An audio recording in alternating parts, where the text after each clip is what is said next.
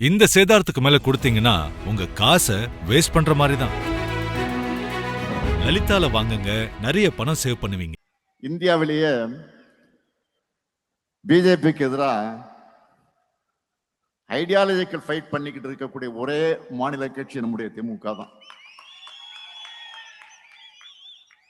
அவங்களால வெற்றி கொள்ள முடியாதது நம்முடைய தமிழ்நாட்டை மட்டும்தான். அதனால்தான் அமித்ஷா போன்றவருக்கு நம்ம மேல எரிச்சல். பேசினாங்கல்ல, அண்மையில கூட என்ன பேசினார் அவரு? பீகாரை ஜெயிச்சிட்டோம், அடுத்து டார்கெட் தமிழ்நாடு தான் சொல்றாரு. மாண்புமிகு அமித்ஷா அவர்களே, நீங்க இல்ல, உங்க சங்கி படையே கூட்டிக்கிட்டு வந்தாலும் உங்களால் ஒண்ணும் இங்க பண்ண முடியாது. இது தமிழ்நாடு, இது தமிழ்நாடு. எங்களுடைய கேரக்டரையே புரிஞ்சிக்க மாட்டீங்களா?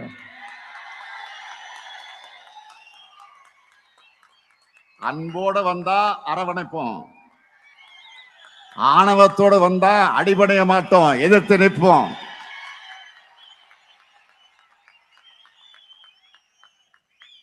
மீண்டும் சொல்றேன், அன்போட வந்தா அரவணைப்போம், ஆணவத்தோட வந்தா அடிபடைய மாட்டோம், எதிர்த்து நிற்போம். உங்களை ஜெயிச்சு காண்பிப்போம். குஜராத்ல ஒரு நிகழ்ச்சி, அதுல பேசின ஒன்றிய உள்துறை அமைச்சர் திரு அமித்ஷா அவர்கள் பேசுறார். நமக்கெல்லாம் ஒரு சவால் விட்டுருக்கிறார். பீகார்ல நாங்க வெற்றி பெற்றுட்டோம், அடுத்து எங்களுடைய இலக்கு தமிழ்நாடு, அடுத்து எங்களுடைய டார்கெட் தமிழ்நாடுன்னு ஒன்றிய உள்துறை அமைச்சர் திரு அமித்ஷா அவர்கள் பேசுறார். நான் திரு அமித்ஷா அவர்களுக்கும் அவருடைய அடிமை கூட்டத்திற்கும் சொல்லுகின்றேன், நீங்க எவ்வளவு சீண்டினாலும் எவ்வளவு மிரட்டினாலும் அதை எதிர்கொள்வதற்கு எங்களுடைய கருப்பு சிவப்பு படை, எங்களுடைய இளைஞரணி படை என்றைக்கும் களத்துல தயாராக இருக்கும். பேரறிஞர் அண்ணா அவர்கள் 1949 நம்முடைய இயக்கத்தை கட்சியை ஆரம்பிக்கும் போது சொல்லிட்டு தான் ஆரம்பிச்சாரு. என்ன சொன்னாரு? டெல்லியினுடைய ஆதிக்கத்தை எதிர்க்கத்தான் நாங்க வரோம்னு சொல்லிட்டு தான் கருப்பு சிவப்பு கொடியை ஏத்தினார் பேரறிஞர் அண்ணா அவர்கள். அன்னைக்கு ஆரம்பிச்சு இன்னைக்கு வரைக்கும் தமிழ்நாட்டை காப்பாற்றுவதற்கான அந்த போர்க்களத்துல திராவிட முன்னேற்ற கழகம் என்னைக்குமே முன்வரிசையில இருந்திருக்கு. இந்த போர்க்களத்துல எதிரிகள் தான் மாறி மாறி வந்திருக்காங்களே தவிர திராவிட முன்னேற்ற கழகம் என்னைக்குமே அதே வலிமையோடு இன்னைக்கு இருந்திருக்கு. ஏன்னா நம்முடைய முதலமைச்சர் அவர்கள் ஏற்கனவே சொன்ன மாதிரி தமிழ்நாடு என்னைக்குமே டெல்லிக்கு அவுட் ஆஃப் கண்ட்ரோல் தான். அப்படிப்பட்ட நம்மளை பார்த்து தயாராக இருங்க, நாங்க தமிழ்நாட்டுக்கு வரோம்னு மிரட்ட பாக்குறாங்க. திராவிட முன்னேற்ற கழகம் ஏதோ ஆட்சி அதிகாரத்துக்கு வரணும், பதவியை தக்க வச்சுக்கணும்னு உருவாக்கப்பட்ட இயக்கம் கிடையாது. இது தமிழ்நாட்டு மக்களை, தமிழினத்தை காப்பாற்றுறதுக்காக துவங்கப்பட்ட இயக்கம். மிசா எனும் நெருப்பாற்றில் நீந்தி வந்த இயக்கம்.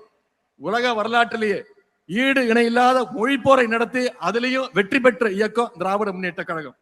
தமிழ் மொழிக்காக தண்டவாளத்துல தலை வைத்த இயக்கம் திராவிட முன்னேற்ற கழகம். பல துரோகங்களை, பல அடக்குமுறைகளை வீழ்த்திய இயக்கம் திராவிட முன்னேற்ற கழகம்.